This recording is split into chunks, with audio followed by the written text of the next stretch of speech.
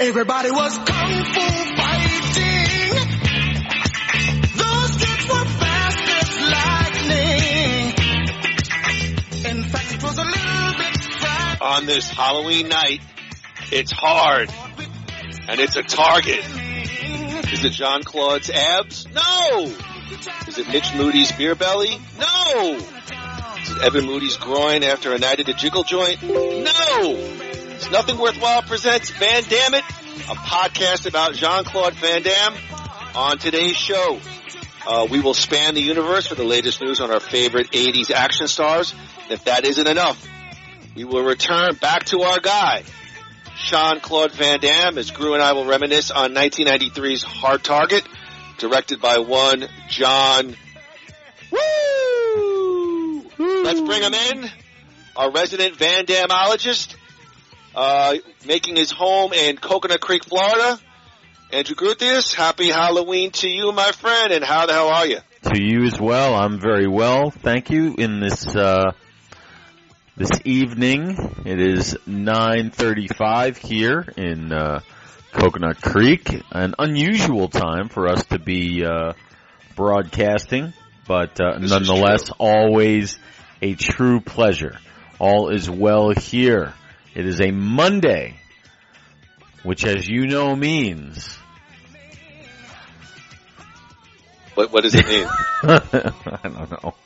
All the momentum right out the window. I give him a great talk up. He's got some jokes. He's got.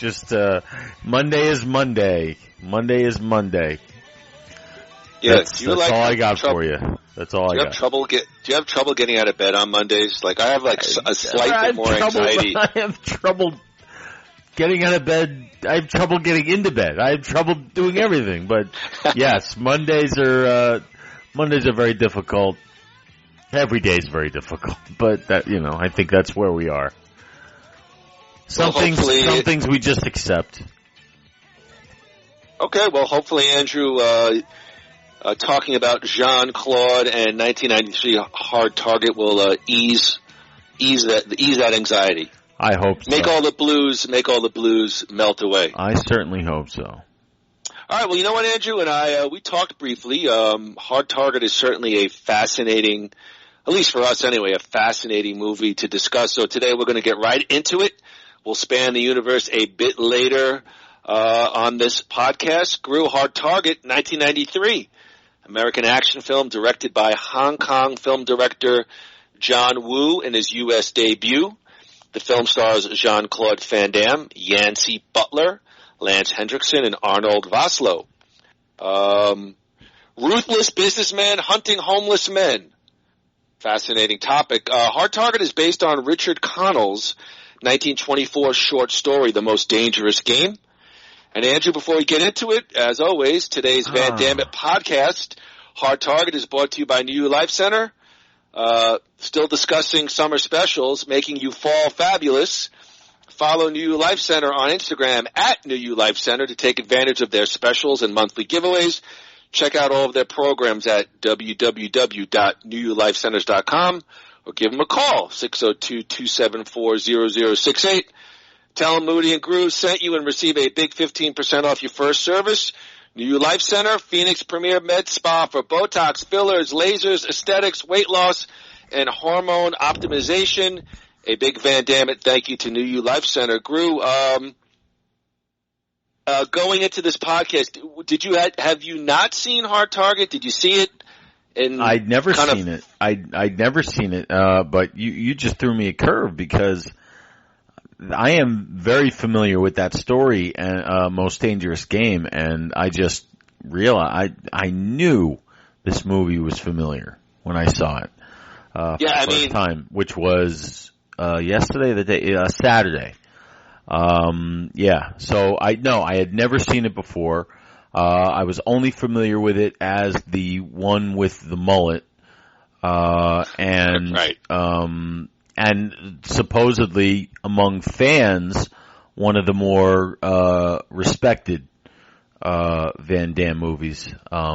That's all I really knew about it. I had no idea the plot, and I actually purposely didn't look up anything. I wanted to know nothing about it.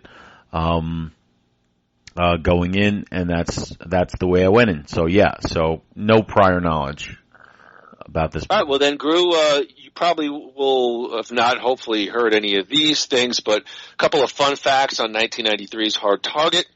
I'll spit them out, and if you have any thoughts about it. And I did hear this one time, I think on a movie podcast, or maybe perhaps a radio show. Universal was afraid that John Woo's limited English would be a problem on the set, so they hired Sam Raimi to oversee the entire shoot and replace Woo if need be. Is that true? That is true.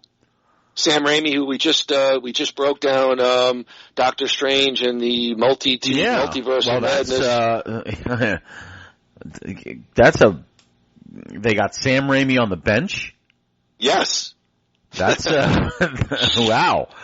All right. That sort of changes my outlook a little bit. Let's see. I mean, 1993. So this is like, all right. So this is the Sam Raimi that's like between like Evil Dead and Spider-Man. Spider-Man's still like a decade away. Yes, that's for sure. So he's not really back in the mainstream yet. So maybe it's not that big of a deal. But I know John Woo was on his way. Yeah, well, this is his U.S. debut. I mean, when you heard about it, when you first watched the movie, was that the first time you realized this was John Woo's U.S. debut, or not when I only know it's his debut from you telling me. I did not know it was a John Woo movie until it said a John Woo film. So that piqued my interest. He went on to like Face Off, right? With Travolta and Nicolas Cage. Yeah, I think Mission Impossible 2 and Face Off to me first come to mind. I do have a little section on Mr. Woo that we'll hit up. But yeah, I didn't know. I didn't know that he had anything to do with it. Didn't know anything about the cast. Knew literally nothing. Well, speaking of John Woo, John Woo's original cut of the film ran nearly 2 hours and focused more on Fuchan. Jean-Claude Van Damme and his editors locked themselves in an editing room for 2 days and re-edited the film for producers. Van Damme stated that moviegoers were paying to see a Jean-Claude Van Damme movie, not a Lance Henriksen movie. What do you think about that? Well, it's hard for me to say anything about that without giving away my thoughts about the movie. I will say this, that there are cases to be made on both sides of that coin. Now, could this movie have used another half an hour? The answer is probably not. I think the running time is exactly what it should be. That being said, Lance Henriksen is at that time was a big get for a movie like this. So, like I said, there are cases to be made, and when I give you my thoughts on the movie, I'll tell you what I think of that idea. All right, good. So he gave us a good tease. He didn't, because Andy will give his whole review right now, and then, we're done after 20 minutes. I think what Andy's saying is... I'm growing. I think what Andy's saying is there's good people on both sides. Yes, there's good... That's a joke, Jesus everybody. It does.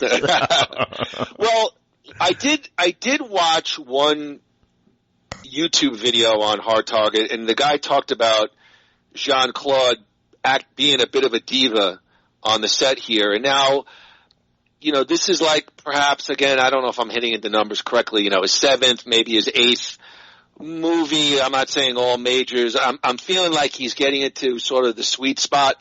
Like, when you're a pro athlete, you're 28, 29, sort of. He's had a couple of movies under his belt. And, when I read this and I heard that perhaps Jean-Claude was a bit of a diva on the set, it kind of didn't surprise me. I feel like it didn't surprise me at all before watching the movie and during the watching the movie. This is not a cheapie. This is I think it's Universal, if I'm not mistaken. It's a big studio movie. I'll take a gander at the budget later. but they obviously spent a couple of bucks. It's not canon, it's not on that level. It's definitely up there, especially casting wise. At least for the most part. Look, some of the greatest phrase in movie history is, and Wilford Brimley as grandpa or uncle, whatever, Duvet. So, you got Wilford Brimley, man, one of the great character actors of all time. That is true. So, this was not a small thing. He was a big deal. And I remember when this was out, and I remember it was a moderate hit. And he was making, Van Damme was one of the big guys back then. Yeah. That was when Stallone and Schwarzenegger were kind of on the, more Stallone than Schwarzenegger, but, were kind of on their stock was dropping, around that time, I think. You're speaking about Uncle Doovie. It looked like clearly Wilford had not had his oatmeal in quite a while. He looked a little rough around the edges. His diabetes was acting up. Yeah. Kurt Russell was originally sought for the role of Chance Boudreaux, but they could not wait 2 years. I guess Kurt had a commitment, and they went with Jean Claude, who met with John Woo when he was filming Double Impact in Hong Kong. So, Double Impact, that's one we got to cover too. We'll skip around. But what do you think about Kurt? I could see Kurt Russell as Chance Boudreaux. Well, again, with the hair. All right. He's got the hair. Okay, I got to tease it again because if we're doing casting what ifs, okay, go ahead. Yeah, the answer is absolutely. But you could say that for Kurt Russell. You could say that about anything. I mean, he can do. He's an everyman. He can do everything. But I will say, thank God that he did not do this movie. Not that it has anything to do with this movie, except I think the timing works out. I think around this time is when Tombstone came out, and that was to me that's Kurt Russell's opus. So I'm glad that he did that one, but. Insert Kurt Russell in anything like this, and you've got some form of greatness. Kurt Russell is going to go down as one of the true greats. Well, that summer, many critics called Hard Target, quote, the most violent film of the summer. Noted film critic Kevin Thomas, who enjoyed the picture, said the film's violence was no more explicit than the previous big hit of the fall, Under Siege. What do you think about the violence in Hard Target? I felt like it definitely was, though, a bit of a step up. Yes, I disagree with the comparison. The violence in this is much more graphic. In Under Siege and in those early Seagal movies in general, it was much more stylized, I think. And less graphic, more like bone crunching. Here you had a little of that, but they went for some blood here. They did some pretty interesting things, that, sometimes did and sometimes didn't feel exactly necessary. But yeah, this movie was definitely upped the violence. Without a doubt. And that was something that took me by surprise, when I was watching it. Yeah, speaking of violence, the ear cutting scene. Oh yeah. With that fat bastard, was included the poor by guy. director. For whatever reason, I always sympathize with those kind of guys. Yeah, I love the two suitcases running to the car. You knew he was toast right then and there. It's all special effects because guys like that do not run. We do not run. All right, so I mean we might race walk, but we're not running. Well, the ear cutting scene was included by director John Woo as a friendly homage to Reservoir Dogs, which was 1992. Which included the trademark Woo Mexican standoff. I think the Mexican standoff is a bunch of good guys and bad guys on either side with guns and just guns, bullets flying, debris splashing all over. Yeah, and that was the ending of Reservoir Dogs. Feathers, feathers. Yeah, right. Yeah. Actually, the crew had it was the ending of Face Off too, from what I remember. That was a big schmoz. Yes. The crew had to construct a bulletproof shield to protect the camera, which was named the Woo Woo Choo Choo. Woo Woo Choo Choo. All right, let's move on. Hard Target originally earned an NC-17 rating for violence. It was resubmitted to the Motion Picture Association 7 times before it finally earned an R rating. What do you think about that?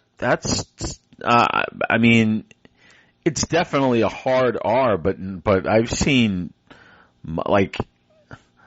this movie is, well, let me ask you, would you compare this? I would say Die Hard is more violent than this. Oh, come on. They blow that guy's head off in Die Hard. The only time I ever got like a slight squeamish and it wasn't really overtly violent was when McClane walks on the floor with the glass and realizes his feet are all sharded up, and you get a pretty graphic shot of his feet with the glass. Yeah. This one had me. I can't say I shrieked at the violence here for Hard Target, but I definitely felt it was a step up for sure. Yeah, but NC-17? I mean, Showgirls wasn't that violent. I was about to say maybe Nancy showed a breast, or I don't know. We got an aerial. Now, or maybe that's the extra half hour that they cut out. I don't know. But, and I expected, all right. We'll wait for opinions. Well, Gru, you've been on a set. I don't know if this is overtly interesting, but production lasted 74 days for Hard Target. However, the film was put on a tight schedule by Universal that allowed only 65 days of shooting time. This put a lot of pressure on John Woo. He was also pressured by Universal to tone down the violence and body count that they had seen in his Hong Kong film. So, Andrew, you've definitely been on sets. Any thoughts on scheduling, whether the director goes over, and have you seen instances where companies or outside forces, pressure the director to take it one way or another? Yeah, for an analogy, you're in the education business, and let's say you're in charge of curriculum. You know what the children should be learning. You've been in the classroom. You've done all the research. Okay, So you bring what you need to the higher ups, and they say, okay, well, we can only do about 40% of that because this is the budget that we have. And you're like, we can't educate our children on this budget. There is no physical way to do anything productive with the amount of money that you are providing. So you're going to go and do the absolute best you can, and you're going to spend money that is not there, that's necessary. Educators have to do it all the time, reaching into their pockets to make their jobs either easier or more accessible, and providing what they believe is the right kind of education to kids. Movie directors do the same thing in most cases when they're not part of the production team, meaning producers, meaning the investors. So the director has a vision. The director knows what he wants. The director doesn't think about price. He just says, I need a volcano right over there. And he doesn't care what it costs. He needs something that's going to look, sound, smell, and feel like a volcano in order to make his movie work. And directors and producers are constantly clashing over that. Over the director wanting to make his personal best possible movie, as opposed to the producers wanting to make the best possible movie for him to sell.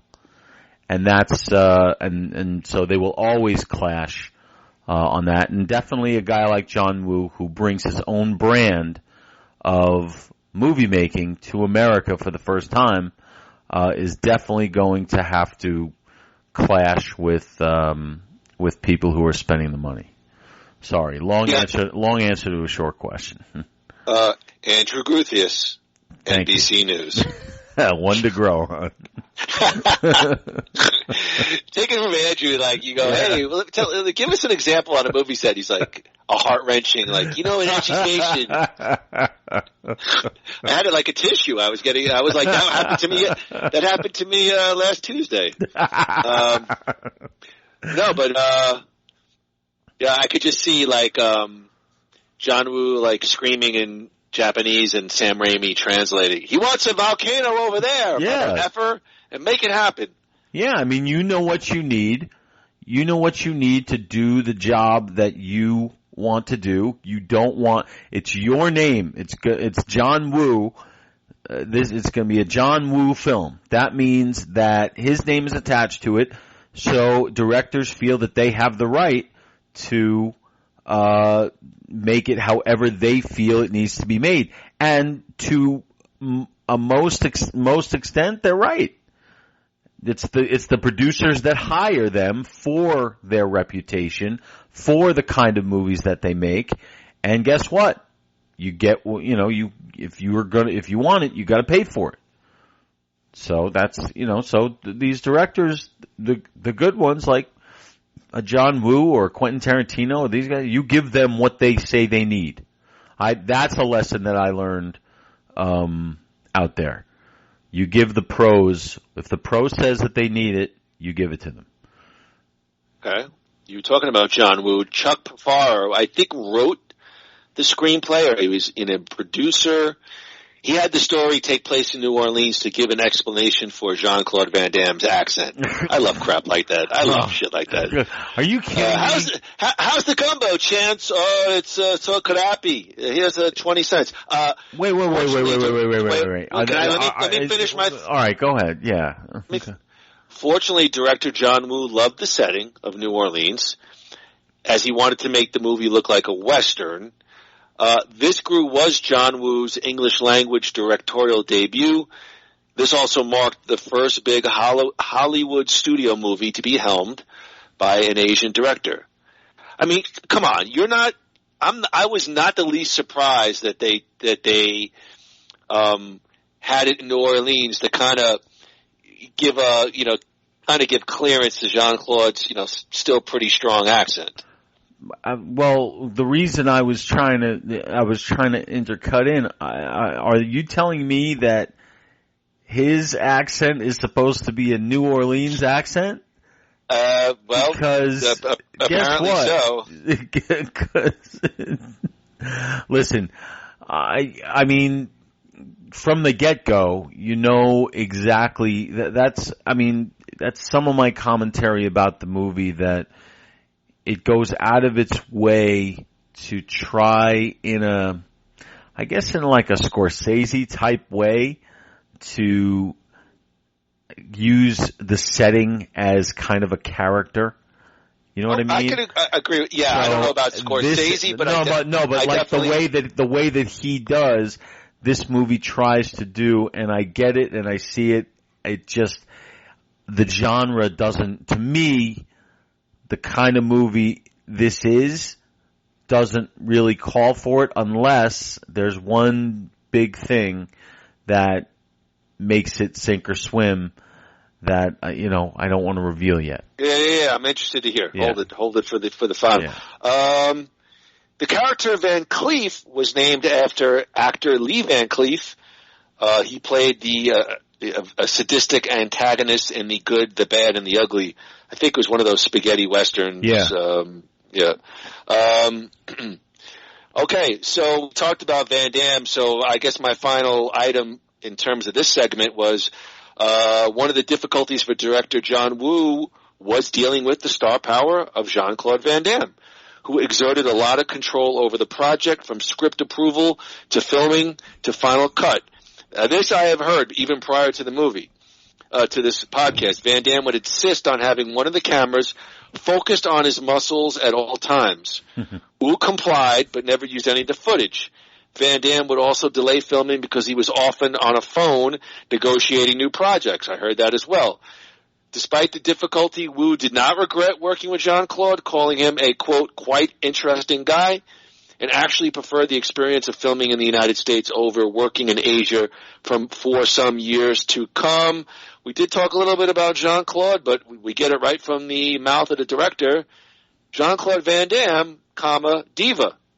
Yeah, it makes exact sense. And if you look at the movie, you said you'd heard that stuff. I didn't know anything about this movie, so none of that surprises me. Look at it. I mean, the dude looks like a supermodel, and we're supposed to buy that he's homeless. It's just, so you can see, you just said, there's a shot late in the movie where he finally takes the big overcoat off. And yes. He's running in slow motion, and you said that right there. I'm like, well, yeah, there it is right there. It's like, yes, I agree. So I can totally see that, and that's, that was a sign of the times. Stallone was like that. Stallone, you read about Stallone, doing, like the third Rambo or those kind of movies. Like there was a lot of vanity there. So these guys were like that. I don't dispute that. I don't doubt that at all. Makes perfect sense.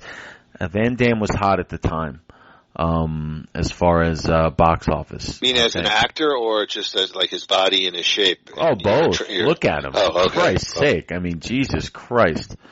We can say that, but I mean, the truth is the truth. The dude's a fucking Adonis. It's annoying.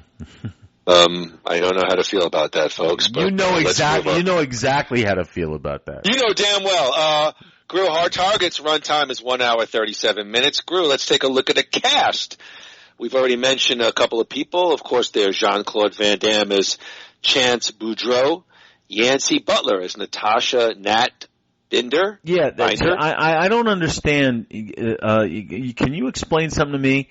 That Sure. name, when she came on the screen, she did not look familiar, but the name, she sounds a lot more famous than she seems to be.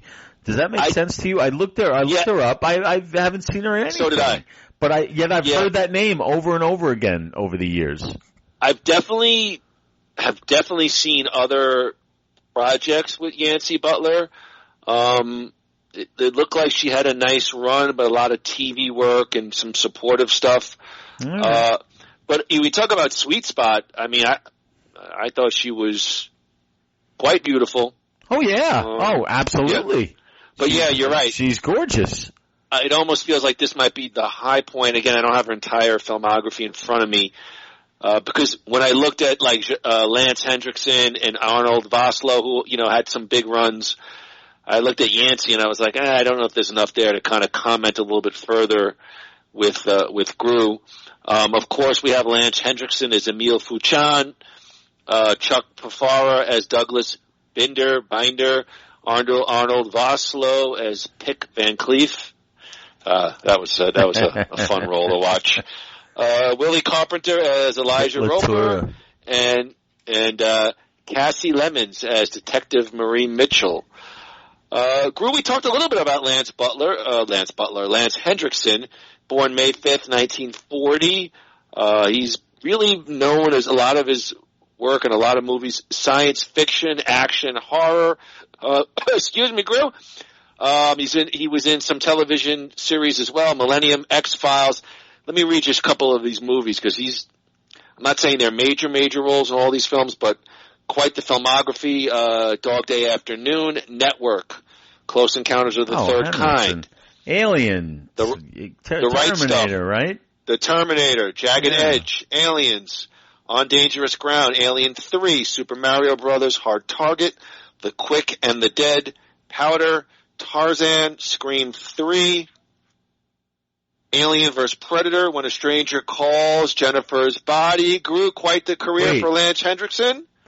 Hell yeah. Well, he's always, he's one of those great, like, second banana kind of, you know, in the top tier movies, he's a second banana. In the lower tier movies, he's a top guy, like this one. Yes. But what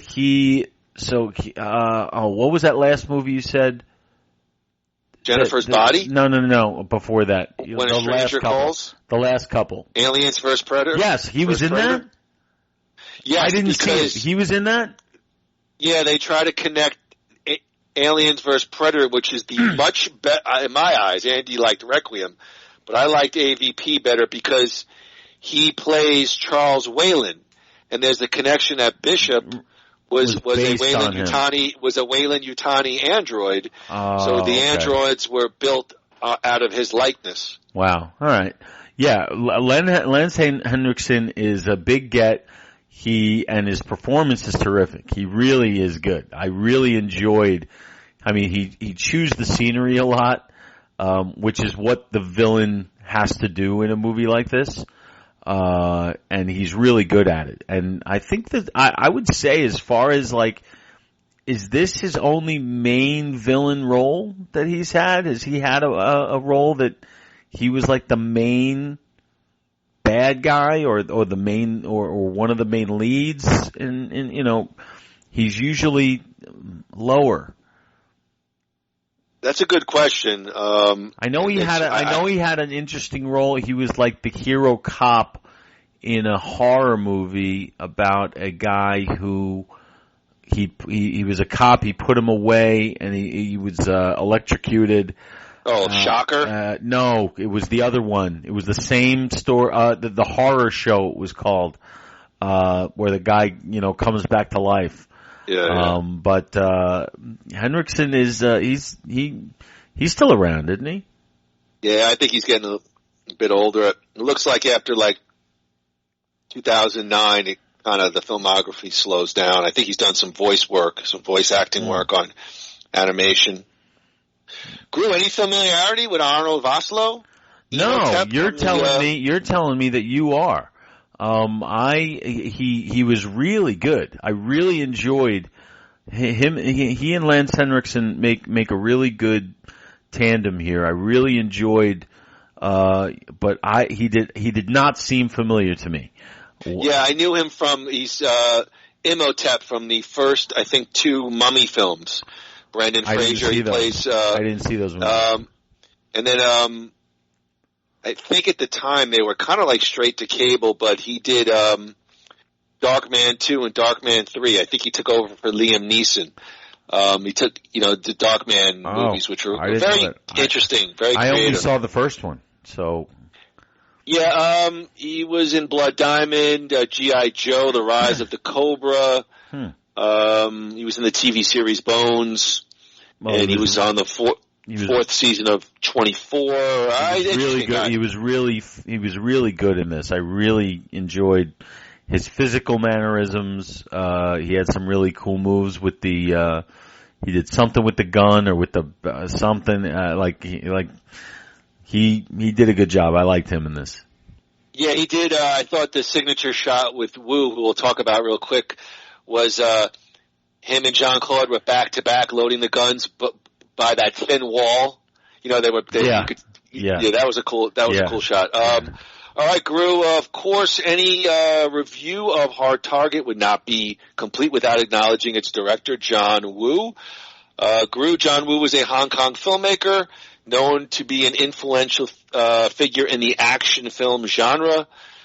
He was a pioneer, I guess, in Hong Kong for heroic bloodshed films, gun fu genre in Hong Kong action cinema before working in Hollywood films.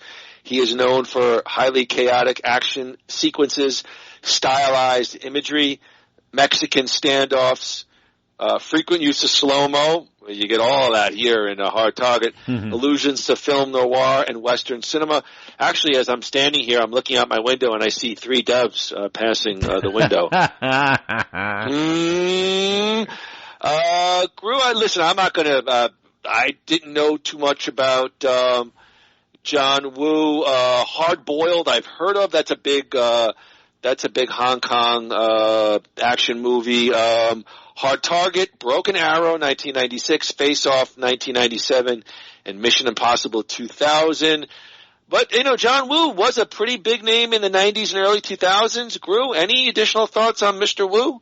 Yeah, I mean, he had a good eye for action. Those movies you described after this, Broken Arrow, I really enjoyed.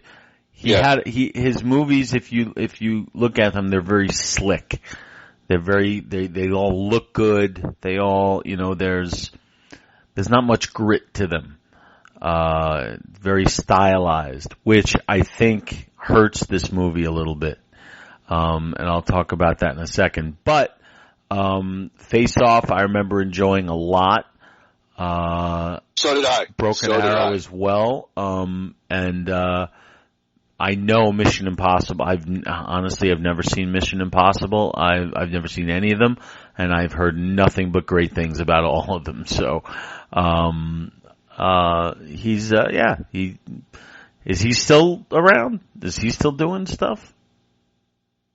I didn't really clip the whole thing on John Woo. I do think, the Hard Target, the Jean-Claude standing on the motorcycle, I think was later recycled for MI2. I've always felt like Mission Impossible, the first one with John Voight, was a little bit more espionage and a little bit slower and more thought out. And then I always think like Woo took Mission Impossible right into that whole action. Right. Almost like an Aliens comparison. Maybe it's a little bit broad, but, second one, I remember the commercial and, MTV, and it was just, you could see that it was kind of no pretenses. It was going to be like a straight action, action movie, which I pretty much have kept the franchise, ever since. Yeah, I'm looking at his filmography, and it's interesting how he, since a movie called, I remember this movie Paycheck. It's in 2003, and since then it's been like a whole bunch of things I've never even heard of. So that's interesting about him. But hey, look, he had a run of movies that any up and coming, wannabe director would die for. So it is what it is. But he had some winners. Gru, let's talk through the plot of Hard Target. We get the opening scene where Douglas Bender, he's a homeless United States Force recon Marine, Vietnam War veteran. He's running for his life. He has a belt containing $10,000. He's got to reach the other side of town. I think he's got to reach like the ferry. I think the wasn't river. It like the river. The river. Okay. The river. And he's being pursued by Emile Fuchan, his lead right-hand man, Pick Van Cleef, and a businessman named Mr. Lopaki. Fuchan's client who pays $500,000 for an opportunity to hunt a human. And, of course, Binder fails to reach his destination. He's killed by 3 crossbow bolts, and Van Cleef retrieves the money belt. We see later on Binder's estranged daughter, Natasha. She is in New Orleans searching for her father. She's attacked by a group of muggers, and she's saved by a homeless man with exceptional martial arts skill named Chance Boudreaux, former Marine himself. Boudreaux is initially hesitant to involve himself in her mission to find her dad, but his union dues are in arrears. I guess he's like an offshoreman, like he goes on a boat and he can't get on the boat because he hasn't paid off his dues. All right, so we'll take a little break. What'd you think of $17? Yeah, what'd you think of the early setup of the film? Well, right away, immediately, okay? Go ahead. They are hitting you in the face with the New Orleans thing. And like they're taking great pains to show that we're in New Orleans, that New Orleans is going to factor into whatever else is happening around here. The premise, the setup is excellent. And I remember, because The Most Dangerous Game, I remember being a fascinating short story to me when I was in high school. And there are so many different variations, and I remember when I was watching this the other day, like trying to remember where I knew this from. These rich tycoons, they pay this guy to hunt down. Killing is supposed to be a rush in this, in this thing. So that premise is really promising.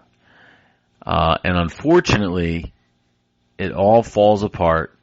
Well, see, it's a good setup. It's a good setup. I love when this podcast goes right off the rails. It's a good setup. Interesting setup, until they start painting by the numbers, which is pretty much after the opening credits. All right, good night, everybody. Yeah, no. Well, they introduced the long lost daughter. Now it's like, okay, it's like cliches abound. You got the one guy who knows more than anybody else for whatever reason. You mean the seedy recruiter, Poe? No, not Poe. Randall Poe. Not Poe. Who's their token black guy? Who of course gets killed. Elijah. Well, yeah. I mean, do we want to end the podcast? No. I say to him, he's like Chris Farley, like, all right, save it for the end. And he's like, okay, great opening scene. I hated the film. All right, let me ask you a question. I'm not saying I hated it. I'm criticizing it as we go. So it's it's a good setup, because we got as far as what? What's the last thing you said? Well, we see the daughter. She gets, of course, confronted by bad guys. So when the setup is excellent, once it gets into its formula, its plot is a little too formulaic for me so far. So I was a little let down going into that. However, now I was because all right. So here's how I felt. Opening. When I saw John Woo, when I saw the quality of the talent involved and the story, the setup, I was like, this is going to be a super above average, more than, a better than average Van Damme movie. I was like really excited about that. Then when we dropped into the formulaic plot, I was like, okay, it's going to be not much different than the other ones we've seen. And that might be fine. That might not be fine. We've seen good ones. We've seen bad ones. So that's how I felt at this point. Yeah, like Gru was like, as I was, like really excited for the start of the movie. Then 20 minutes in, he was like, "Oh, I wonder if look, spoilers for Raw." no DQ.com on his phone. He's like, all right, well, I'm gonna try to save my overall thoughts, but I understand where Andy's going. Well, I didn't say that I didn't like it yet. I just said it started out differently, and I was a little let down early on because it started more promisingly than I had hoped. It started very promisingly, and it sort of sunk into the usual Van Damme stuff, which could be good. We've seen good ones, so we'll find out. Well, we know that Natasha discovers that her dad distributed flyers for a seedy They call her Nat. For a seedy recruiter named Randall Poe. Cue fat guy with unshaven face, stains on wife beater T-shirt. He had been supplying Fuchan with homeless men with war experience and no family ties. Nat questions Poe about her father's death, but they are discovered by an eavesdropping Van Cleef. Fuchan and Van Cleef beat Poe and cut his ear as punishment. And then, of course, they get New Orleans police detective Mary Mae Mitchell, of course, because she says, if things work awfully slow around here, you hear? Like, wheels of justice move slow out here in New Orleans. That was a police joke. Everything's like, you hear? That's how you do a Cajun. You hear?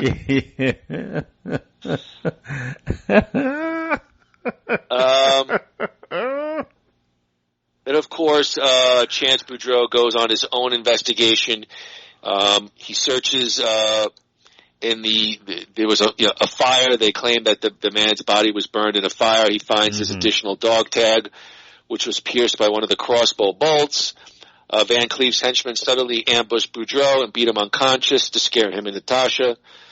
He recovers. He goes back to Officer Mitchell with the dog tag as evidence that Binder was murdered.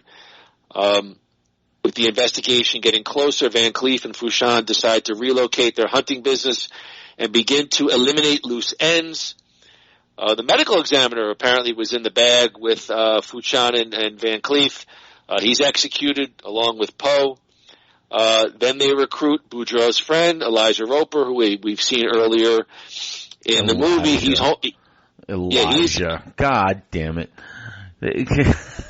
I mean, does it get more stereotypical than that?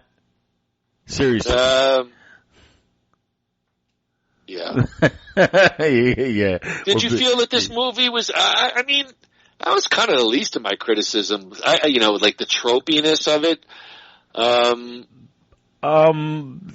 If anything, I thought it dialed it down a little bit. I thought, if anything, the scene where like they're at the homeless encampment and it's like, I don't know, so all this overwhelming filth and squalor, and yet Elijah looked pretty clean and ready to go. Although I guess they did position him and Chance as like leaders in the homeless community, so to speak. Yeah, and they just should have named him instead of Elijah. They should have just named him Dead Man Walking, because you knew. Well, the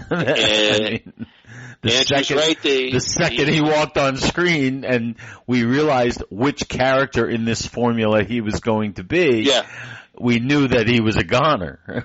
We saw disposable. He's next to participate in Fuchan's hunt. Now, they offered him the money. Okay, he was just really desperate. He wanted the money. Hell yeah. Yeah, well, he gets close, but he ends up dead. Mitchell, Natasha, and Boudreaux arrive moments later at Randall's car and are ambushed by Van Cleef and several of his men. During the shootout, Mitchell, the police officer, she's shot in the chest and dies.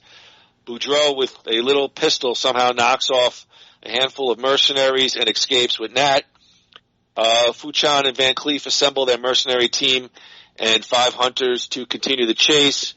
You had some big set pieces there on the highway and, some pretty graphic and fairly long shootouts, with the bullets spraying and the glass, spraying everywhere. And of course we get the final set piece. Boudreaux and Natasha, go to, like in the bayou. You hear? Uncle Clarence Duvet. You hear? House. Of course he's deep in the bayou. Of course he's wearing overalls and he's making whiskey. Moonshine. Yeah, moonshine, right. Even better. And Chance says, Uncle, I need your help. Of course, Uncle looks like he's a 50-year drunk, is a pretty handy hunter himself. And, they lead the guys to a Mardi Gras graveyard. And again, I think that's, if you do take a step back, that's, where John Woo's imagery, like it did kind of give you a pretty weird stylistic kind of final set piece being in like a Mardi Gras warehouse with all these, all these imagery, floats, statues. They kill off Fuchan's men one by one. Of course, Van Cleef, he's finally gunned down, and that leaves Fuchan and Boudreaux. And we have a series of back and forth, and of course, Van Damme, I think, he puts the grenade down his pants and he tries to dismantle it and, out of time. Going right out of Tango and Cash. And it turns out that Uncle Doovie is still alive as the arrow. Of course he is. You can't kill Grandpa. Only hit his liquor flask, and Boudreaux, Nat, and Doovie make their way out of the warehouse. End credits song, the end. Born on the Bayou. All right, Gru. I know you're chomping at the bit. You here to give your final review. However, first, in your wheelhouse, you've done a great job. Want to give a gander to the production budget for 1993 Hard Target. Production budget was, I am going to say, they spent some money. They got some popular songs around the time. $22 million. My boy's good. I have $19.5 million. All right. A little off. A little over. Andrew, do you remember 1993? Take a gander at, I'm going to give you the total box office for Hard Target. What was the total take, domestic, international included? I'm going to say, I remember this being well received. I remember being a moderate hit, not a blockbuster, but I'm going to say $75 million. 75. Have you not, seriously, do you look this up? Not at all. How much, what is it? I had some Cajun for dinner tonight in preparation for Hard Target. How much is it? Over 32 domestic, over 41 international for a total of $74.2 million. Really? See, to be fair, I was saying $75 million domestic. Well, that's fine. But I'll take the W. But the W. But I thought all right. I thought it was a bigger domestic hit than it was, but. I mean, 32, over 32.5, so 33 if you round up. Yeah, 93 blockbusters were... That's only $7 million less than Howard Stern Private Parts, so I mean... Well, you know what? Private Parts was not a hit when, in 97. It was a success. It was not a hit. I even remember what Private Parts grossed in his first weekend, 14 million, which was nice, but not a hit. And in 93, that was after the blockbusters started, like Batman and Terminator 2. So I would say 30-something million is not, domestic is not a hit. It's a moderate success, not a hit. I think that's fair enough. While Andrew is formulating his final review, let's take a look at what some of the critics said about Hard Target. You want to give a guess at the Rotten Tomatoes tomato meter score based on 40 critical reviews? Yeah, I mean, from what you've said and from what others said, this movie was very well received, or for a Van Damme movie. So I will say, I'll go right smack in the middle and say 50% and see what comes back. I had 60%. Wow, that's surprising. But Rotten Tomatoes gave Hard Target an audience score of 49%, based on over 25,000 audience member reviews. Wait, are you telling me that the critical thing is higher than the audience thing for a Van Damme movie? That's what I got, brother. Wow. All right, let's give Andrew a couple of quick quotes on Hard Target. Dwayne Burge from The Hollywood Reporter. The combo is an incendiary mix. Wu unleashes all barrels in vintage Hong Kong action style, while Van Damme delivers not only his martial arts prowess, but some well-developed acting skills as well. Kim Newman, Empire Magazine. Though it lacks the epic feel and melodramatic sincerity of Wu's Oriental movies, this is nevertheless first-rate action. Janet Maslin, the New York Times, presenting Mr. Van Damme as reverentially as Sergio Leone did the young Clint Eastwood. Mr. Wu displays a real aptitude for malignant mischief, which is this story's stock in trade. Peter Travers from Rolling Stone says, even when the acting is hammy, notably Wilford Brimley's turn as Chance's Cajun uncle, Wu stages every fight with hypnotic grace. And finally, Destin Thompson from the Washington Post, essentially Hard Target is a risk-adverse Van Damme vehicle, steered by many hands and set on tracks leading directly to the to the delivery entrances of this country's video stores. So I guess Mr. Thompson, not too much a fan. Andrew Griffiths, your time is now. Give us the definitive Van Damme word on Hard Target on a scale of 0 to 4 crossbows. Gru, line up your shot and tell us what we need to know about Hard Target. All right, so look at him. You got to see the visual. He's like kicking back in his chair. He's got like a pen cap. He's chewing on. He's like, all right, everybody. All right, here we go. All right, yeah. So all right, a lot about this movie works. The setting, the story, most of the acting, with two great exceptions. And unfortunately, the two great exceptions in the acting department are what kills the movie. Yancey Butler and Jean-Claude Van Damme are completely out of place in this movie. You put a Kurt Russell in that part, and this movie's a big hit. Because he will bring out the grit and the style that is needed for what they're trying to do. What you're saying about Van Damme being like a diva kind of, and making sure like all these shots and whatever, and shifting the focus off of the villain onto him makes perfect sense. That's what sinks the movie, his vanity. Okay, you take that out of it. See, I was picturing other people in this role. Kurt Russell wasn't one of them, but now that you said that, I think he would have been great. I was picturing, like, believe it or not, I was picturing like a Steven Seagal, early 90s, Under Siege Steven Seagal, in that. But listen, you're asking me to buy Jean-Claude Van Damme in the state that he's in as a homeless vet. Give me a fucking break. All right? He is an Adonis. He's handsome. He's got he's got more mousse in his hair than than in Walgreens. I mean, all right, if you're going to sell all this other stuff, you can't. Your lead can't be.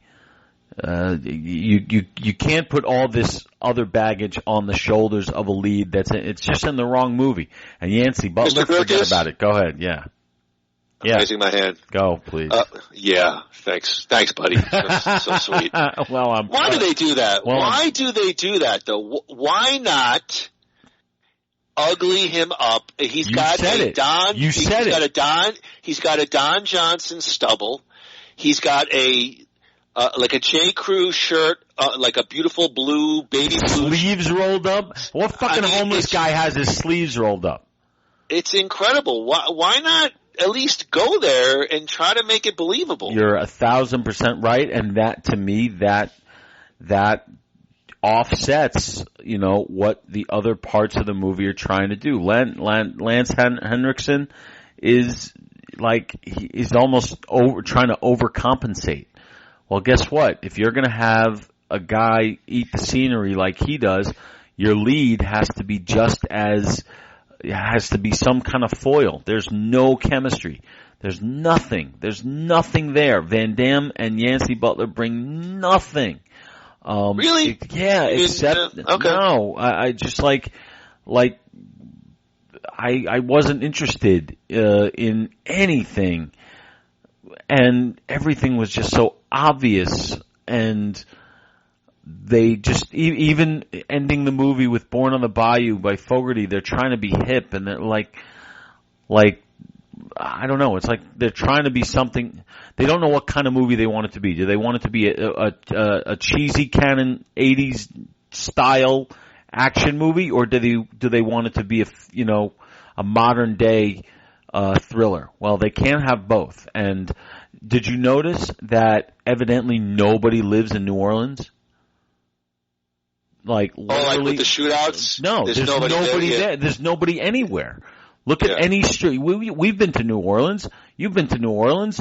There are people all over the fucking place, and they're playing the music, and then like boing, boing. Well, like you do see like in the French Quarter, there are some people on the street, but anytime a big death sequence goes down, the streets are mysteriously bare, and then the guy is like not even in a rush to leave. He's almost standing over the body, like in a braggadocious kind of stance, like, all cocky, and you see nothing. So that is definitely this could have been, I so much more than it ended up being. I could imagine that people wanted to do this script, because it is a decent story, just very poorly executed. I'm giving it, what is it, 0 to 4 crossbows. All right, I'm giving it 1 crossbow. Wow! I'm giving it 1 crossbow because everyone, like, I remember Ryan was saying how he's really excited about this one because he likes it a lot. This is supposed to be Van Damme's like Schindler's List or something. I don't know, but well, okay. So here's what I would say before we get to my thoughts. So Jean-Claude has been in a handful of movies. Mm-hmm. He's not a neophyte. I would say this. I think it's a fair expectation to say this is kind of where he's getting into his sweet spot, where he's been in a bunch of movies. Perhaps not, overall high quality, but he's been in a bunch of big movies. Do you think there's a bit of regression here? Because that kind of crossed my mind watching this. Like, I came into this with really, real high expectations. Yeah, and I was disappointed. I was disappointed too. I felt like, I don't know. I just want to see. I felt like there was like. So you had never seen it either. I remember seeing it a long, long time ago, and I don't remember much. Some of it looked familiar, when I watched it again, but I didn't really have any thoughts like I would or I've had on other films. I didn't really have like, what did young Evan Moody think of it? No, I couldn't remember. Yeah, well, I feel the same way. I was let down by what I heard about it and what I saw in the beginning. It's a cool setup, cool location. They just couldn't, what you described about, and I have seen before, where you said that Van Damme was the one who went into the editing room and changed some things around? Or he was in the editing room and demanded that the film be more of a focus on him. Yeah, well, you kind of intimated earlier in the podcast you had some thoughts on that. Yeah, well, you can see that constantly, but as someone who's been involved in that kind of stuff, when there are too many cooks in the kitchen, you get a mishmash, and that's kind of what this is, unfortunately. So, good try, but didn't work for me. Hold on, Andy. What happened?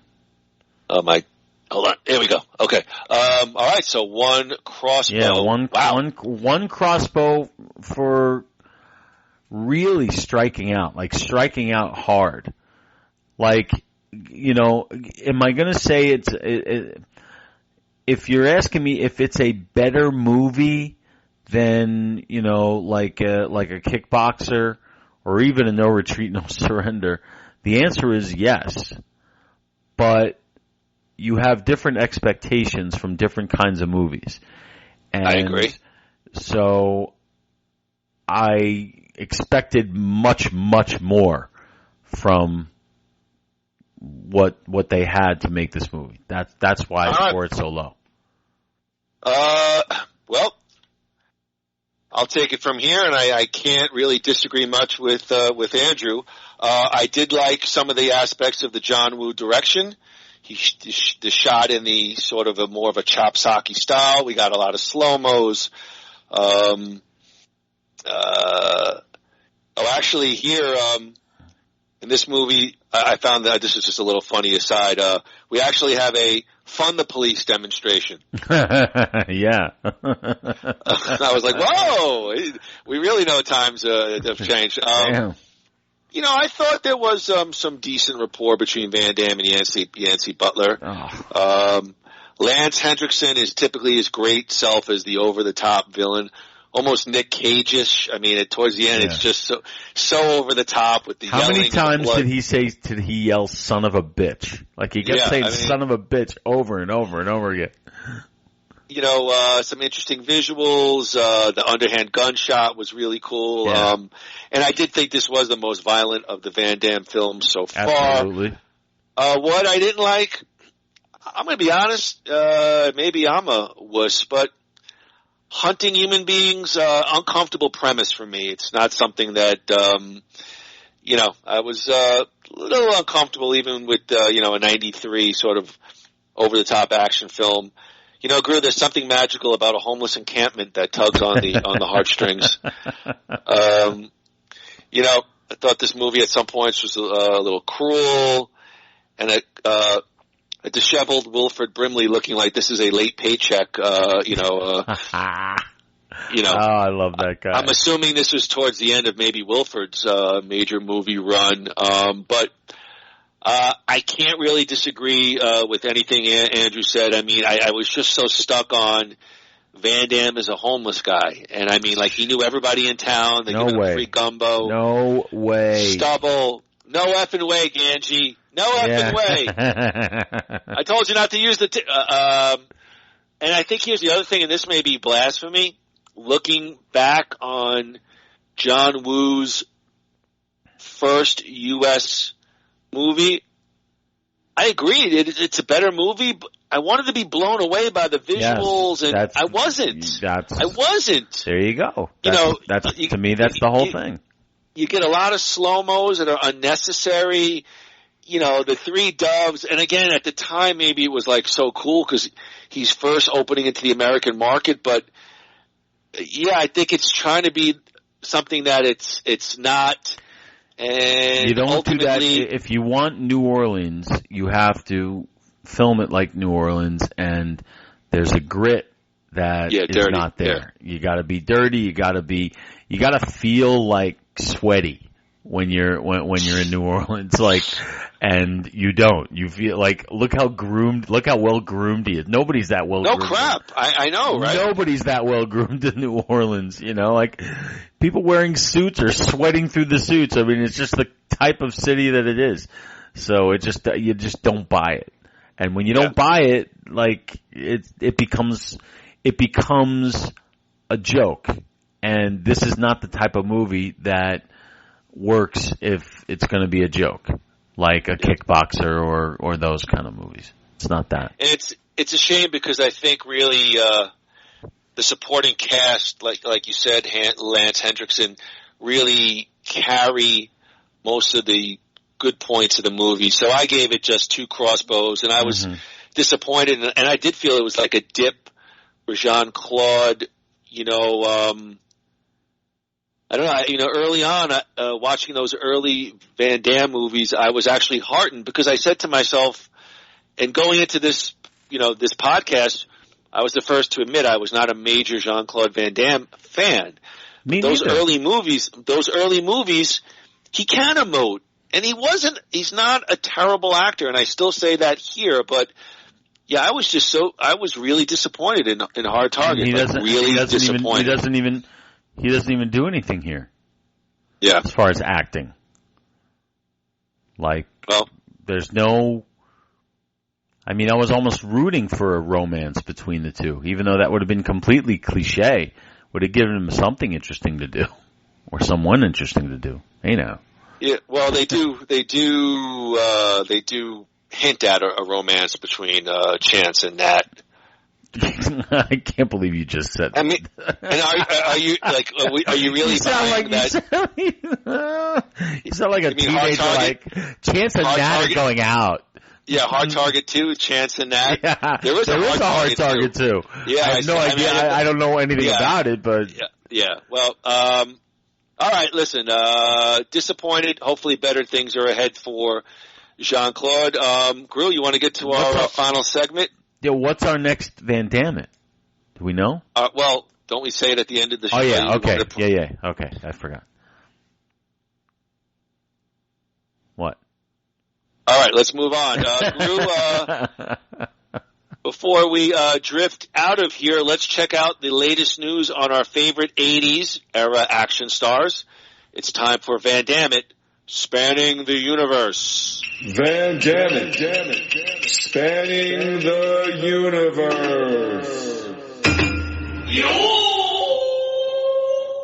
Gru, Spanning the Universe is brought to you by New Life Center. Begin a new you. Check out all of their medical weight loss programs at www.newlifecenters.com. Give them a call, 602-274-0068. Tell them Moody Gru sent you and receive a big 15% off your first service. New Life Center, we are in this journey together. Gru, have you said you've not seen Jean-Claude in Time Cop? Are you going on record as saying you've never seen Time Cop? I've never seen Time Cop. Okay. I don't know what you think about this little ditty, but courtesy of GiantFreakinRobot.com. Wow, I'm really digging for items, but I actually read their stuff. Yeah. I do.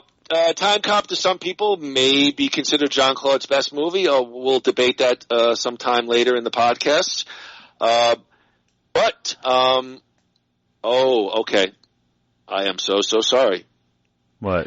Jean-Claude's best movie, becoming a television series as Kickboxer, is now being turned into a potential TV series.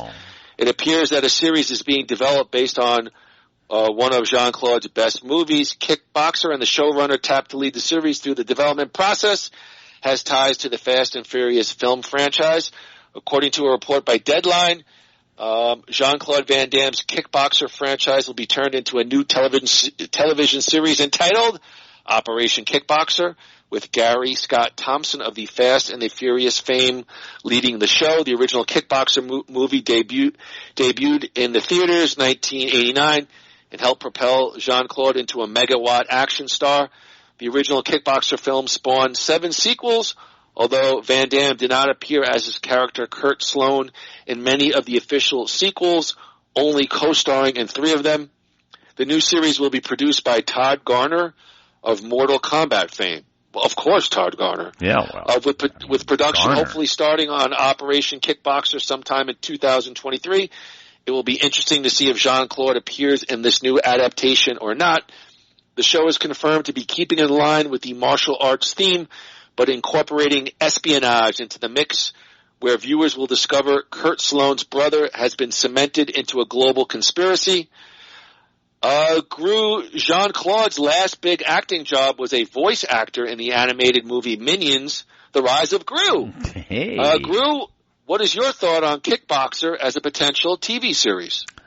Well, first of all, I mean, we weren't did you see any Kickboxer after the first one? I didn't. I have seen bits of clips, but no, I've not watched another one So straight through. I don't know why people would be interested in a TV series. However, if you're going to connect it back to like the Sloan brothers, Yeah. that was an interesting dynamic in Kickboxer. Why are you laughing? I'm just picturing the 2 brothers on the gondola. Yeah. Like Jean-Claude's wearing a shirt like he almost has breasts, and the other guy's wearing like that real tight shirt, real tight shorts. Yeah. They looked like brothers way too comfortable sitting way too close to each other. If they and don't laugh, but if they take a Cobra Kai attitude towards it, meaning they know what it is and what it isn't, and they take it seriously but not too seriously, there's a shot. But if they're trying to make us take this whole thing completely like, yes, this is 100% reality, it's not going to work. Is this a dearth of new ideas in Hollywood, or a fondness of 80s nostalgia, or a bit of both? I think both, and there's always been that. I mean, think of some of the biggest hits of that I mean are based on stuff that came before. Batman, okay? Batman has been around for 100 years. All the Marvel stuff these people didn't invent that. Stan Lee invented that decades ago. So everything comes from somewhere. Ideas are always recycled. So there's absolutely nothing wrong with giving an old idea a new spin. So I'm all excuse me, just burped. But I'm all for it. There's no reason. I mean, yes, new ideas are great, but the old ideas, some just never get old. And like certain stories will never get old. The Rocky story will never get old. That kind of movie. So yeah, keep giving it a shot, because every now and then you get a real winner. So why not? Okay. All right, why not? Yeah. Okay. I mean, we'll is Van Damme involved in this thing? I don't. The article says that it'll be interesting to see if he is. Well, if he is, then that's at least a ticket into the door for me. Okay. If he's not, then I don't see why I'd be interested. But we'll see. I feel like if it's not Jean-Claude, it's Scott Adkins. Or, oh God, who's the guy? There's a guy that like takes everybody's place. He's like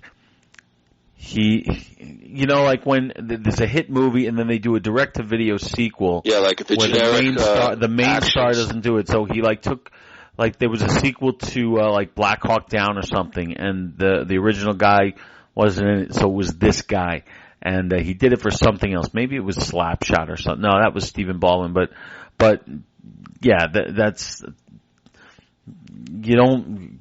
When you recast them, it's like saying, all right, this movie's going to suck. You know what I mean? Yes. Gru, courtesy of TheGuardian.com, are you aware that Sly Stallone's First Blood is now 40 years old? I was aware of that because I saw a couple of stories about it. Yeah, 40 years old. Came out in 1982, I believe. That would be 40. Well, I tried to clip it, but it's way too long. But I'll just read you a final stanza on this author's take from TheGuardian.com and let you wax poetic on First Blood. As it was an early volley into the 80s action arms race, First Blood set a standard that many films followed, but only a handful were able to match. The gorgeous natural backdrop, with British Columbia serving as a majestically overcast Washington, has enough wilderness for Rambo to reacquaint himself with jungle warfare. The essential point of First Blood, after violence for its own rousing sake, of course, is that Rambo may be back in America, but this place doesn't feel like home. He's a drifter in more than the literal sense. The film does build up to a famous "nothing is over" monologue where Rambo's anguish comes tumbling out as he becomes the mouthpiece for Vietnam veterans who felt disrespected and forgotten at home. First Blood spoke to a lingering national aggrievement about Vietnam while offering a satisfying, bloody catharsis. It remains a superior piece of action craft, where one man fighting an entire town was an old Western trope that Stallone slyly updated with high-capacity magazines and gas station explosions. The formula still worked, grew 40 years later. How do you feel about First Blood? I love it just as much. That's one of those that I can watch at any point. It really is a great movie. It's in my top 10 of all time. That's on one of the podcasts we've done. I think we can go look that up, but I will always love First Blood as exactly what you said, like an entry into like the 80s action, almost anti-hero kind of realm, but I do love what it gave birth to. But in and of itself, it really does tell an interesting story. It's really outside of Rocky, I would say it's Stallone's best single performance, in my opinion. As in Really? in the first Rambo, yeah, I think he's really, really, really good. Dennehy is just as always, and it's filled with a lot of excitement and action, and I like how they were not afraid to make him into kind of the villain. Even though he wasn't, you rooted for him. To see Sylvester Stallone, the 80s hero, walking out and ending the movie with him in handcuffs, going to jail, that's kind of ballsy at that time. So it's an absolute classic, always will be.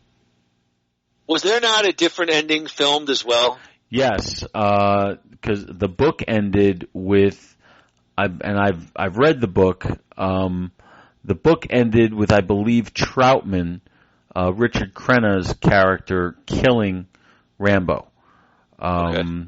But killing him not because Rambo asked him to, but because he had to be put down. I think in the movie, or they shot an ending where I think Rambo either forces Troutman to kill him or grabs Troutman's gun and shoots himself. Either way, there is an ending out there where Rambo is killed. But it might have worked for the movie, but obviously I'm glad they didn't do that. From what I understand, that was an audible call by Stallone, who suggested the different ending, which, according to the author, I did see, felt it did work much better. The test audiences seemed to like that ending better. Yeah, I did read that too. But it's interesting. I mean, look, because of the franchise, for the movie, I think either way it would have worked. I think. Yeah. So, I guess you agreed as well with the author's sort of take that this was an early volley into the 80s, sort of action thing. But what I always liked about First Blood was, again, there's a smallness to it, and I think these preceding movies, whether it was Sly or Arnold, man, some of it just got way too ridiculous and over the top. You're absolutely right. In fact, that's what I like about this one, as opposed to some of the other Rambo movies. Like, to me, Rambo 2 and 3 are too big. I think the fourth Rambo kind of brings back what you're talking about. It feels small. The fourth Rambo has that first movie's feel about like almost claustrophobic. So I know exactly what you're talking about. So yeah, I agree with what with most of what the author said. Yeah. All right. Courtesy of EssentiallySports.com, grew Arnold Schwarzenegger and Sly Stallone met in 1977 at that year's Golden Globe Awards. However, they got off to the wrong foot after Arnold won his award. From that moment, an iconic Hollywood rivalry was born that would continue for the next decade as each star became more popular with every subsequent movie. However, in the following decades, both stars put their rivalry to rest and even became good friends. They've even starred in multiple projects together. Recently, Arnold opened up on why the pair has set aside their iconic rivalry. In Arnold Schwarzenegger's recent interview, Arnie revealed that he had invited Sylvester Stallone to his office. The Terminator actor revealed Sly had never seen his office and wrote, "I sprung a pumpkin carving on him at the last minute." And soon the pair was carving pumpkins like little kids. Arnold also wrote, 30 years ago, you would have never caught us dead doing this. Our egos wouldn't allow it. In the 80s, Arnold and Stallone were two of the biggest action stars in Hollywood. The pair were constantly trying to best each other with every box office metric. However, Arnold now is 76, Gru, and Rambo is 75. None of that matters. Arnold wrote, we became friends instead of rooting against each other all the time, and now we actually cheer for each other. They have learned that both stars could coexist and make great movies without stepping on each other's toes. It took Sly and I a few decades to figure out we could both succeed and be friends. Grew a new budding friendship, Sly and the Terminator. I think that's been going on for years. No. All right, thank you. All right, let's move on. No, but I think there's a comedy somewhere in there. Like, those two are two really funny guys. Grudge Match 2? No, not something, not like a high concept thing. Something like even a sitcom. Just something where they're, they, even if they played themselves or some exaggerated version of themselves, like an HBO kind of show or something. I don't know. Something, these guys can do something together that does not have to be, because even though Sly has struck out with comedy pretty much, Arnold has not. Arnold has done some successful comedy work. So I really think there's something that can be done there. I think it's time to call it on the action stuff for both of them. And they both have completely winning personalities, and I think they could do something fun together. And I think they should. Well, I laughed at Oscar there. So did I. Why are you going to take my thunder every time? There's no thunder. I agree with you. Oscar is funny. I agree. But he doesn't get any really comedic credibility. Schwarzenegger has Twins. He's got Kindergarten Cop. He's got True Lies. Even had a lot of comedic elements to it. So I think Schwarzenegger has some more comedy cred than Stallone does. Drew, were you a fan of Moonlighting? Yes, I was, and still am. And I think I know what you're going to say. Do you know how Moonlighting kind of tied into Bruce Willis in Die Hard? Do you know what the circumstances were so that he was able to film Die Hard? Well, he had to take time off from Moonlighting. Yes, he did. That's all I know. Well, let me tell you, Andrew, because inquiring minds want to know. They do. Let's see here. When he was offered Die Hard in 1987, that's a theme song to Moonlight. He initially believed that he had to turn it down because of his commitment to the show. Things looked bleak for the prospects of him starring in Die Hard. That was until a bit of good luck occurred thanks to his co-star Cybil Shepherd. Cybil got pregnant. I knew it. Yes, shit, I knew it. I knew it, Richard. They shut down the show for 11 weeks. Thanks to Shepherd's pregnancy, Willis was able to take time to film Die Hard. John McClane certainly has become one of Bruce Willis' best role. Bruce talked about how much he preferred his role in Die Hard to his in Moonlighting. Quote, Die Hard is probably the closest I've come to showing what is in my heart on the screen. David Addison is a character I played on Moonlighting. In Die Hard, even though I'm acting, a lot of what is in me came through.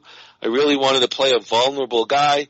We should all thank Cybil Shepherd's now 35-year-old twin children for being born at the right time to allow Die Hard to be made. Grew Cybil's pregnancy offered up Bruce Willis's perhaps greatest role. Well, I would, I would agree. Die Hard is of course Bruce Willis's greatest role, but Moonlighting was a great show, and Bruce Willis was great in it. I really enjoyed Moonlighting.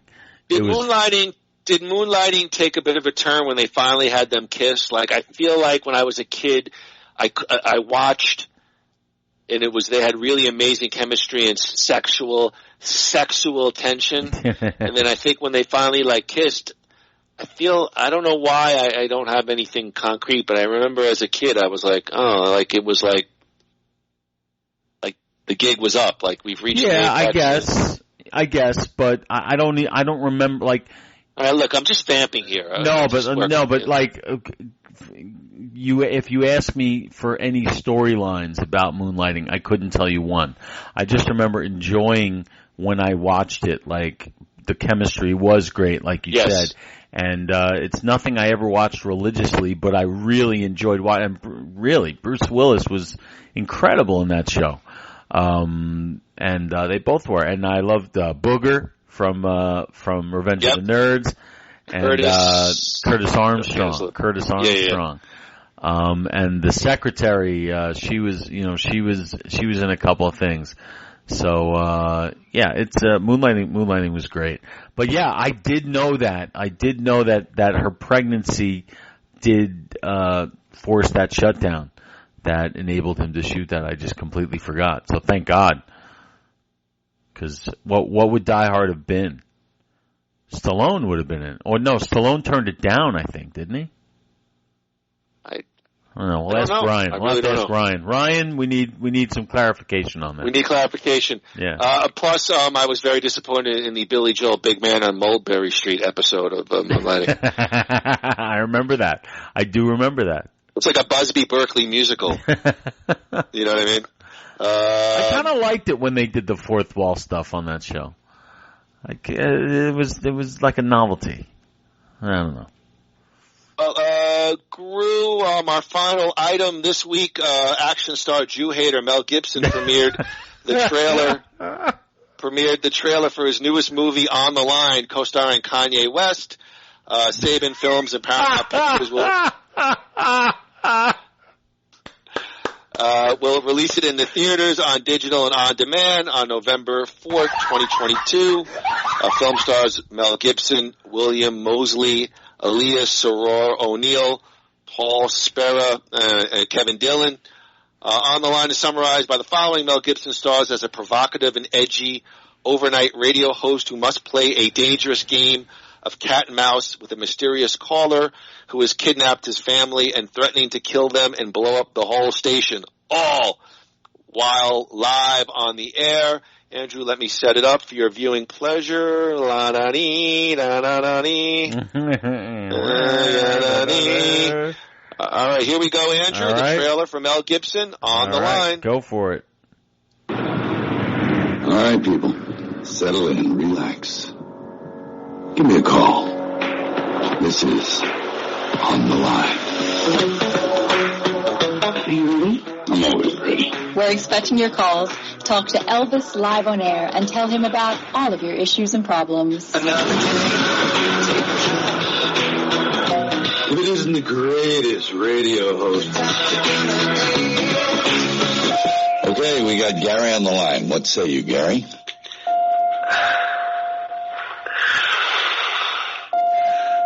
Gary, you with us? I'm going to do something really screwed up tonight.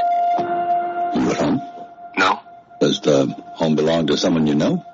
No. It belongs to somebody not very nice. And I'm going to take out his whole family. Gary, what was that? I'm breaking into the house. Hey, Gary, stop, wait, come on. Why hurt his family? I mean, they're innocent. You're better than that, Gary. Tell me calmly. Where exactly are you? I'm at your house. Honey? Tonight, I've gone out of my way to make sure you spend the worst night of your life. See, I created a game, and I think you're going to love it.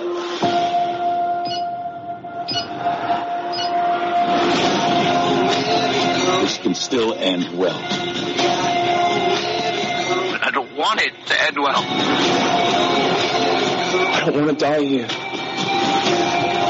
And if we don't want to die, we gotta fight. Well, that won't be easy. Now I want you to jump. So how about you tell us the truth? We're all listening. Show yourself, you slippery son of a...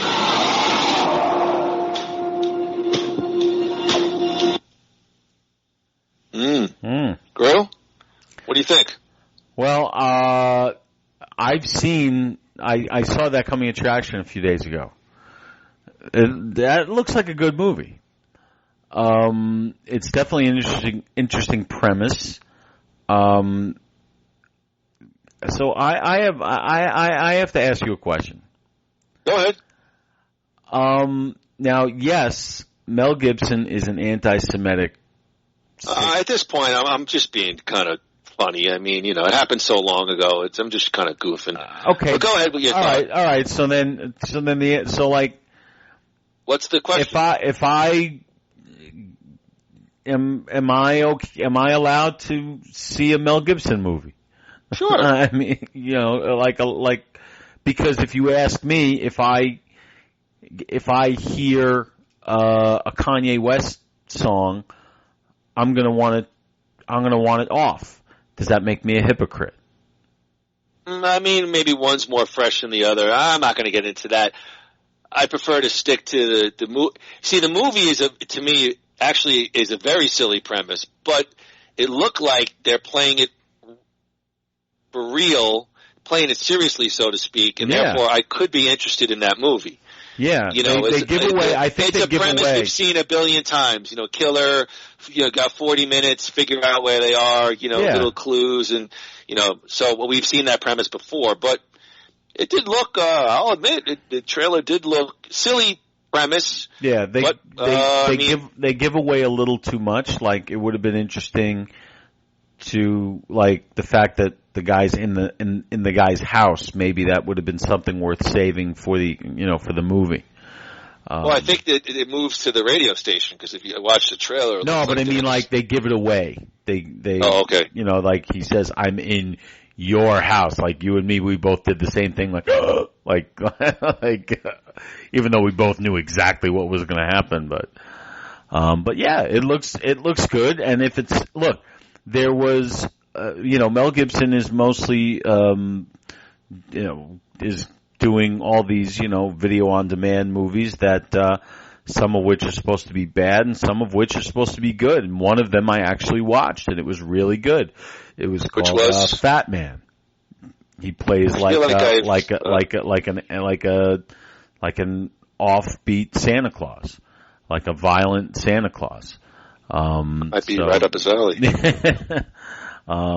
But look, I mean, I just got to say it. If you do another Lethal Weapon, I'll be first in line. I'm sorry. Yeah, come on. I mean, you don't think the freshness? It's just, of course not. Seal is expired. Of course it has. Okay, but that doesn't mean I won't be there. It's just some things to me are timeless. And that's a franchise that to me has always endeared. I just diminished returns. Maybe as a lot do. Yeah, but I would even more lethal. What do we want? 80-year-old Danny Glover. Hey, well, he's got to be at least 70, 74, 75 at this point. Yeah.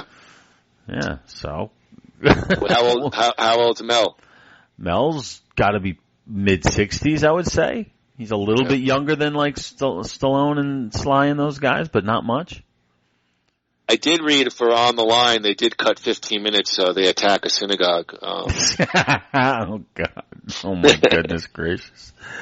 Wow. What a time to be alive, isn't it, Evan? On the Line 2, even more kosher than before. All right, Gru. I mean, listen, I'll be honest. That wasn't a terrible trailer for sure. Gru, always want to hear as we close it out for Halloween tonight. What's one thing you want to recommend? What are you watching this week, Gru? All right. Well, this week I'm going back in time, which is strange for me, isn't it? Wow, I am watching a show that I watched when it first aired in 1995. Wow. That only lasted 2 seasons. It was very ratings challenged, but it was way ahead of its time. It was a law show that followed one case throughout the entire season. Interesting premise. Okay. Now that is something that would work very well today. A serialized drama, 1-hour drama. That's basically what you see all like these things. Like they're not like completely separate stories anymore. Everything is linear. So this was a show from 1995 that was really phenomenal, called Murder One. Which, I feel like I definitely heard of it. The first season is the the gold standard. They tried to save the show in the second season by making it about more, like a few cases, and it just didn't work. It killed what the show was about. But I am rewatching that first season right now. To me, it's like comfort food. I know every twist and turn, but it's just as enjoyable. So Murder One, available on iTunes, I think. It's also, I think, available on, like, if you have a device or if you have like an Apple TV or something and you search for things, like, there are apps out there that have all these movies and shows for free. You just have to watch ads and stuff. Like, there's so much out there. So who knows where this thing could be, but I know it's available on iTunes. Any big names or any names we might recognize? In the show, not really. Not really. The second season, an actor named Anthony LaPaglia Heard of him, yes. Became the star of the show, and even though I like that guy a lot, the first guy, the guy he replaced, was phenomenal. And I don't, the actor's name is Daniel Benzali, but nobody would know who he is, and I can't think of anybody else. Stanley Tucci was, Stanley Tucci? Of course. He's the main villain, in that first season. So that's really the only name I can think of from that show. And that was like the first, I think he either won or was nominated for an Emmy for that show. And that was like the first thing like anybody really saw from Stanley Tucci. All right. So, yeah. Murder One. On some app somewhere. Yes. It's on iTunes. You can buy it, but nobody will. Very good, Andrew.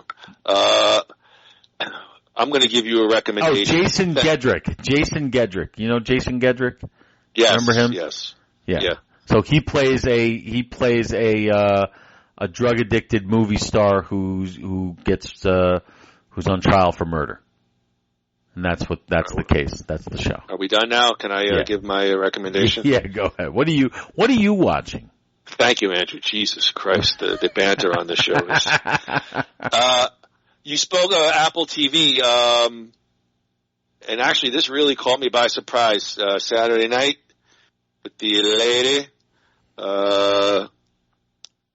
wanted to watch a movie. Apple TV, Cedar Rapids, 2011. Ed Helms, John C. Reilly, Anne Heche, probably one of her last big roles. Ed Helms plays the same thing like he does in The Office in all the movies, sort of a lovable noob of a guy who's got, no experience and, he works for an insurance company, loves the company, believes in all the products, and every year they're up for an award, and the top guy, who's supposed to represent them at this insurance convention ends up dying from autoerotic asphyxiation. He's supposed to be a Bible guy, a teetotaler, and, he gets exposed. And so the head of the insurance company tells Ed Helms, I need you to represent us at this convention. We got to win this award. And he ends up rooming with John C. Reilly, who plays a complete out of control, crazy drunk, who yet also has a sense of ethics. And Anne Heche plays another agent from a rival company, and, there's a hooker in front of the hotel that, tries to, score clients, and mirth and merriment ensue. And I just absolutely love the movie. Really? You could see every plot twist coming. I didn't care.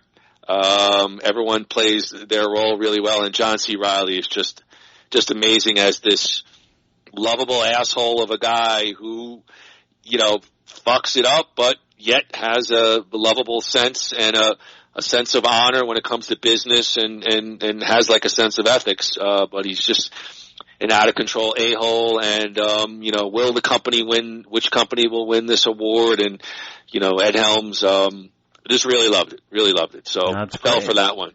2011 comedy, Ed Helms, I believe it's on Apple TV. Yeah, I've heard of it. I think I've seen like the picture of it. on the app, but I haven't checked it out. But on your say-so, I'm always good for a. I think you'll have a couple of laughs. Fun comedy, and I do sometimes like the Ed Helms character. I don't like it when it's overused, meaning like they didn't need to, like, not good in Vacation. You know, they didn't need to. Well, I mean, yeah, he's going to play, a similar, version here. Sigourney Weaver has a great cameo. It works when it's right, but it's not. It's like you build a character around a movie, not the movie around a character, unless it's an actual like character. But I hear you, but I got to tell you, I had a couple of laughs in that Vacation. I did too. I did too, but it's nothing that I would ever. It's nothing that if you think about like the original Vacation, and we're getting off on a tangent, but if you think about the original Vacation, I mean, that one lives forever. Every word, every moment, and if you're trying to reinvent the wheel, you're going to suffer by comparison. Well, of course. I mean, you're talking about, and they could have. We can do a whole podcast on that one, and I can. We did. We did. Did we? We did a whole podcast on the Vacation series. Oh, it's a high ceiling, and they probably shouldn't ever be made. I mean, and I remember you loved the what did they call her? Christina Applegate, when she what did they call her? What was her nickname when she was? I forget, but I remember you really liked that. And to me, my whole thing was this: if you have an hour and a half and you want to just laugh at a stupid movie, you could do a lot worse than the Vacation movie. Yes, that was my whole premise. I did have some unexpected laughs. And I caught myself really hysterically laughing a couple of times. But yes, it's not a good movie. I'll agree with that. But if you're going to remake or reboot such a beloved movie, I would have liked them to try a little harder instead of going the cheap way out. But I do agree with you. So, but anyway, yeah, we've already done that. So. Yes, we did. Gru, in 1 month's time, our next Van Dammit podcast, we will have... Hey, wait a second. Hold on. I just lost your sound. Oh, really? Okay, there you are. I apologize. In 1 month's time, there you go. On our next Van Dammit podcast, we will have Nowhere to Run, as Gru and I will take a nothing worthwhile look at Jean-Claude in 1993's Nowhere to Run. The typical escaped convict helping a widow keep her farmland against ruthless dirtbag contractor movie. In 1 month's time, Nowhere to Run. When the law can't protect the innocent, the only hero that's left is an outlaw. I have not seen this. I have nothing to say about this. I'll throw it to you, my friend. I have. I've seen this one. Oh, please, come on. Don't give a blank. Don't give a blank affect. Don't give it away. There are parts of this that you're going to love. Nowhere to run to, baby. Nowhere to run. I don't know what you're going to think of the whole movie, but there are some parts that you're really going to enjoy and rewind. Well, good. Well, I think our next nothing worthwhile. Very good. Our next nothing worthwhile. Our next nothing worthwhile podcast. I think we're going to tentatively. We'll figure it out. We'll need to hash it out pretty soon because I got to do research. But it looks like we'll, in some form or fashion, review The Boss Sit Down with the Wig. It takes a big name to get a notorious. It takes a big name to get a notorious germaphobe Howard Stern out of his bunker, but Bruce Springsteen did it. Their big sit down took place this morning. Is Howard Stern really the king of all interviewers?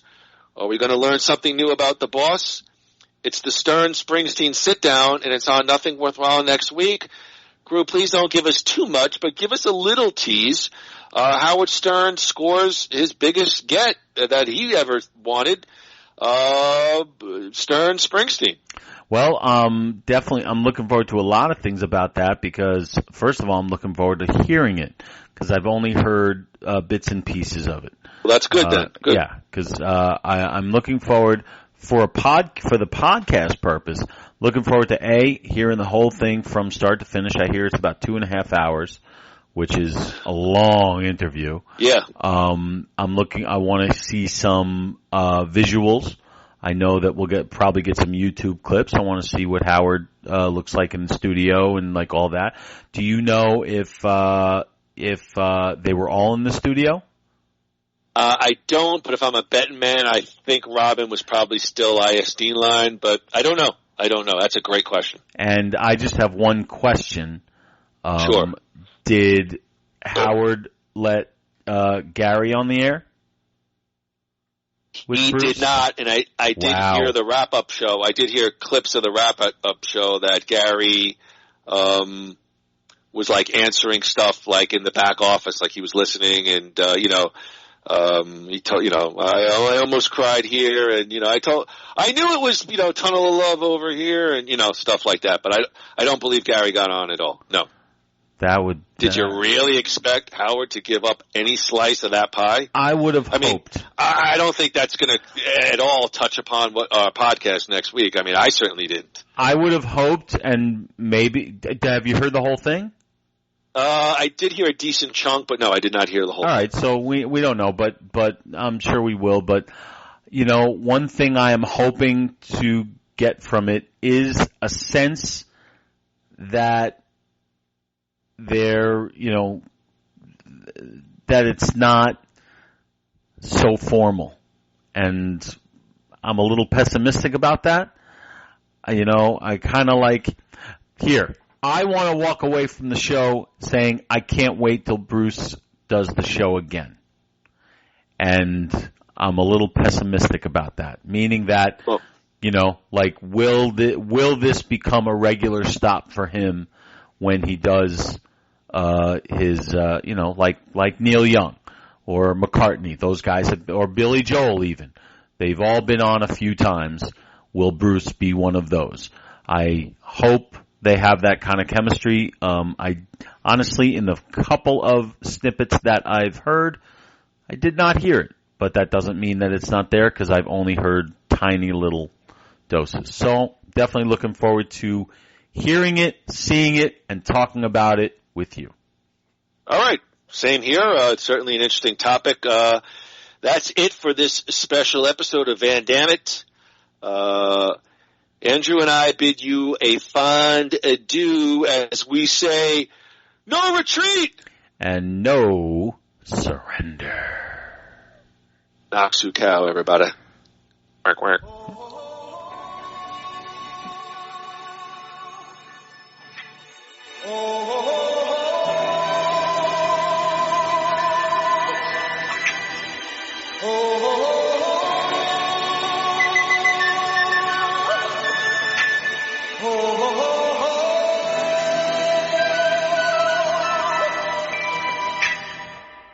Everybody was kung fu fighting. Those kids were fast as lightning. In fact, it was a little bit frightening. But they fought with expert timing. There was funky Chinaman from funky Chinatown.